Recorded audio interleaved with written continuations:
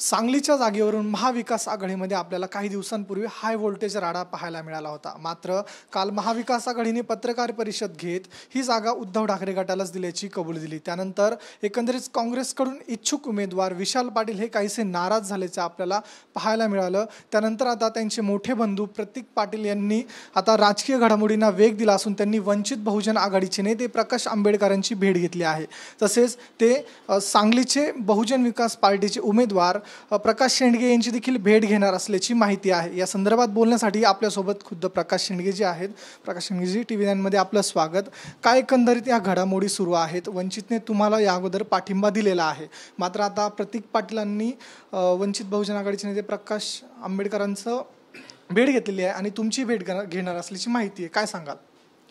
नाही, कसं आहे की माझी उमेदवारी जी आहे ते सांगलीमधून मी यापूर्वीच जाहीर केलेली आहे आणि वंचित पक्षाचे नेते माननीय आंबेडकर साहेबांनी सुद्धा जाहीरपणे आपल्या माध्यमांतून सुद्धा माझ्या उमेदवारीला त्यांनी पाठिंबा दिलेला आहे आणि आम्ही सुद्धा अकोल्यामध्ये त्यांच्या उमेदवाराला पाठिंबा दिलेला आहे। त्यामुळं आता मला असं वाटत नाही की आत्ता काय ते माझा पाठिंबा काढून ते प्रतीक पाटील किंवा विशाल पाटील यांना दिले, कारण त्यांचा जो निवडणूक लढायचंच नक्की नाही आहे। कारण आता काँग्रेसचं कालच ह्याच्यावर शिक्कामोर्तब झाले की ही जागा जी आता शिवसेना लढणार आहे। त्यामुळं जे मागच्या वेळी जे झालं तेच ह्यावेळीसुद्धा आता ह्यावेळी घडलेलं आहे। कारण वसंतदादा पाटील यांच्या विचारांची काँग्रेस जी आहे ती काँग्रेस या जिल्ह्यामध्ये संपली गेली पाहिजे अशा प्रकारे एकंदर रणनीती या जिल्ह्यातील काही प्रस्थापित नेते करत आहेत आणि त्याचाच फटका जो आहे तो या वसंतदादा पाटील घराण्याला या ठिकाणी बसलेला आहे आणि त्यांची उमेदवारी त्याच्यामुळे रद्द झालेली आहे।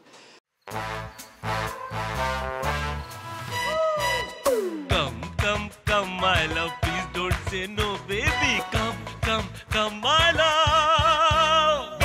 V-Guard के air coolers extra large cooling pads के साथ जो अच्छों को ठंडा करे।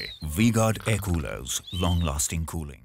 आता जे जिल्ह्यामध्ये जे वातावरण जे आहे ते की आता काय करायचं आहे, काँग्रेसचे कार्यकर्ते जे आहे एकंदर त्या ठिकाणी आता एक अशी विचारधारा आहे की जत पॅटर्न जो आहे तो जत पॅटर्नची पुन्हा या ठिकाणी सांगली लोकसभेमध्ये राबवला जावा अशा प्रकारची भूमिका जी आहे बऱ्याच काँग्रेसच्या नेत्यांना आणि कार्यकर्त्यांमध्ये येत आहे। हा काय जत पॅटर्न आहे? जत पॅटर्नमध्ये मी ज्यावेळी 2009 साली भाजपकडून ज्यावेळी उभा होतो त्यावेळी काँग्रेसला तो मतदारसंघ मिळाला नाही, तो राष्ट्रवादीला मिळाला, पण त्या राष्ट्रवादीच्या उमेदवाराविषयी प्रचंड मोठी नाराजी होती आणि एक भीतीसुद्धा होती आणि त्यामुळं ते त्यांना मदत करायला तयार नव्हते। मी त्या सगळ्या काँग्रेसच्या नेते पुढारी सगळे बोलवले, बैठक झाली आणि त्यामध्ये मला पाठिंबा देण्यासाठी त्यांना काँग्रेसची पक्षाची अडचण येत असल्यामुळं त्यांनी चक्क काँग्रेस कार्यकारिणी जी आहे जत काँग्रेस कार्यकारिणी बरखास्त केली गेली आणि उघडपणे माझ्या उमेदवारी पाठिंबा दिला आणि सगळे कार्यकर्ते जे आहेत ते माझ्या पाठीमागे ठामपणे उभं राहिले आणि मी त्या ठिकाणी 21 दिवसामध्ये जतचा आमदार निवडून आलो। पण आमदार निवडून आल्यानंतर त्यावेळी मी त्यांना जे शब्द दिले होते की या जिल्ह्यामध्ये जे आहे पुढं ही काँग्रेस जी आहे ती काँग्रेस उभा करण्यासाठी मी मदत करेन आणि त्याप्रमाणे मी त्यांना त्यावेळी मदत केली। आज त्या ठिकाणी काँग्रेस त्या ठिकाणी उभा राहिली आणि आज ठिकाणी काँग्रेसचा आमदारसुद्धा आहे आता त्या ठिकाणी। आता ह्या लोकसभेमध्ये जत पॅटर्न जो आहे तो पुन्हा राबवला तर आता हा वसंतदादा पाटीलांच्या विचारांची जी काँग्रेस जी आहे ते कार्यकर्ते जे आहेत त्यांनी जर मला समर्थन दिलं तर या ठिकाणी त्यांच्या माध्यमातून त्याचप्रमाणे आमचं जे घर शेंडगे घर आहे आमचंही त्या ठिकाणी फार मोठं काम आहे। दादांच्याच तालमीमध्ये आमचे वडील तयार झाले आहेत आणि आमची विचाराची देवाणघेवाण आमचा संवाद सगळा दोन्ही घरामध्ये आहे।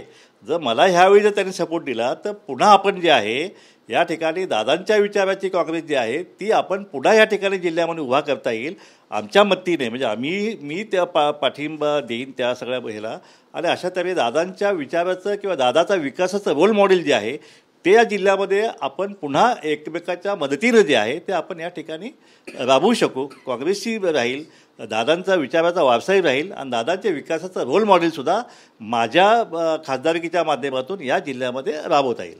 नक्कीच आता प्रतीक पाटील आपली भेट घेऊ शकतात, या संदर्भात आपण चर्चा कराल का जत पॅटर्न संदर्भात आणि आपण पाठिंबा वगैरे मागताय?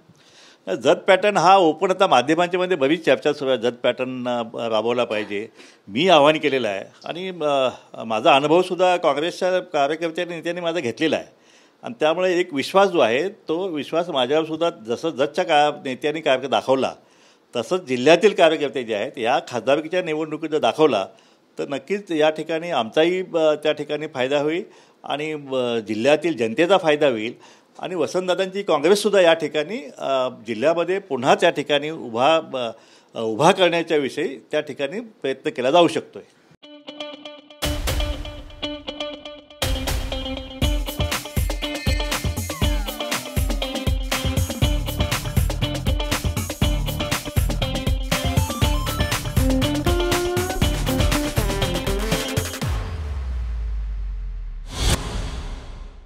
एकंदरीत विशाल पाटील कुठेतरी आता अपक्ष उभं राहणार अशा चर्चेला आता वाव मिळतोय. त्यांनी प्रकाश आंबेडकरांची भेट घेतलेली आहे त्यांच्या भावाने प्रतीक पाटलांनी. तर मग काय वाटतं तुमची काय भूमिका असेल ते जर अपक्ष उभे राहिले तर? नाही, कसं आहे की मागच्या वेळी त्यांनी असंच मागच्या वेळी घडलं होतं. त्यावेळी काँग्रेसकडून त्यांना स्वाभिमानी पक्ष जो आहे ती जागा स्वाभिमानीला सोडली गेली आणि त्यावेळी विशाल पाटीलला मी स्वतः त्यावेळी सजेस्ट केलं की स्वाभिमानी तर स्वाभिमानी पण त्या ठिकाणी लढणं आवश्यक आहे. म्हणून त्यावेळी स्वाभिमानीकडून बॅटच्या चिन्हावर ते लढले होते आणि त्यामुळं त्यांचा राजकारणातला जो काय हिस्सा जो आहे तो त्या ठिकाणी शाबूत राहिला होता. आता यावेळी जो आहे यावेळी तर परिस्थिती आणखीन थोडी बिघडलेली आहे. त्यामुळं आता त्यांनी अपक्ष लढावं की नाही लढावं ह्याविषयी त्यांचा निर्णय झाल्याचं मला काय हे नाही, कारण आम्ही एकमेकाच्या संपर्कात आहोत आणि माझ्या मते 1-2 दिवसात तिथलं हे जे आहे चित्र जे आहे ते स्पष्ट होईल.